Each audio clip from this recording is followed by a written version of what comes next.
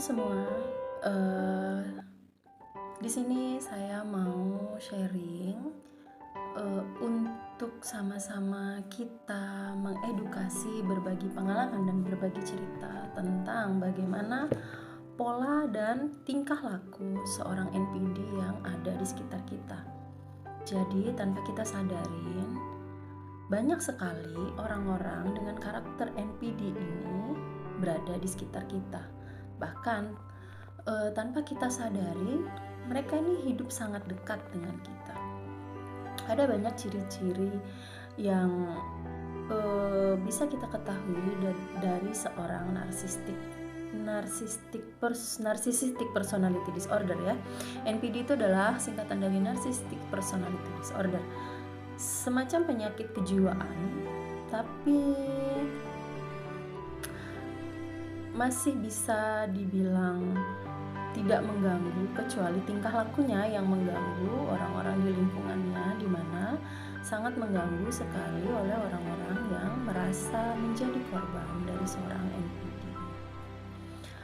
Oke, baiklah teman-teman, di sini aku akan mencoba menguraikan dan membahas satu persatu sifat dan karakteristik seorang NPD berdasarkan pengalaman aku pribadi. Oke, jadi yang pertama, lingkungan orang NPD. Bagaimana kita merasa dan bagaimana kita tahu kalau kita ada dalam lingkungan orang-orang NPD. Satu orang NPD aja sudah bikin kita pusing, apalagi NPD itu lebih dari satu, gitu. Orang-orang NPD ini adalah orang-orang yang sangat suka sekali berbohong. Itu yang paling terutama. Yang kedua, mereka sangat tidak senang dikritik. Mereka orang-orang yang manipulatif dan mereka adalah orang-orang yang toksik. NPD itu sudah pasti orang yang toksik, tapi orang toksik belum tentu NPD.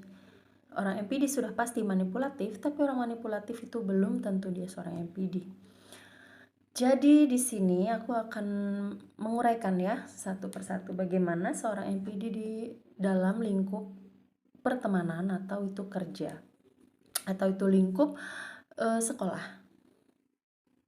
Jadi di lingkungan pertemanan kerja, NPD itu orang yang cenderung cari muka.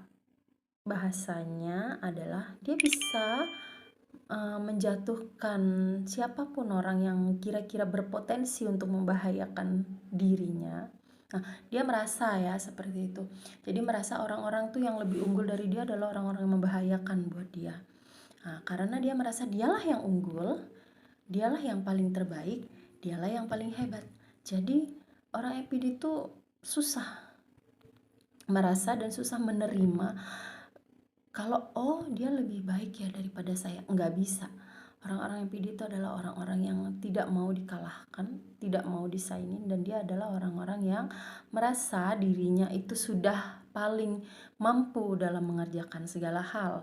Dalam pertemanan, dia merasa dia yang paling baik dari semua teman-teman.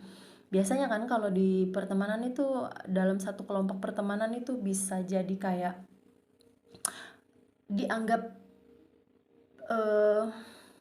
solusi buat si A ini adalah solusi buat teman-teman yang lain. Nah, seharusnya seorang yang benar itu adalah kalau dia dianggap jadi seorang solution bagi teman-teman yang lain di saat punya masalah adalah memberi solusi dan jalan keluar. Tapi kalau seorang NPD cenderung memberi solusi tapi dengan menjatuhkan teman yang lainnya. Jadi dia pengen menguasai semua, itu harus ada di bawah kendalinya dia, harus ada di bawah kuasa dan pengaruhnya dia. Itulah buruknya sifat seorang NPD. Dan dia adalah orang yang tidak pernah bisa bertanggung jawab dengan ucapan dia sendiri, meskipun ucapan itu terbukti itu nyata-nyata dari mulutnya dia.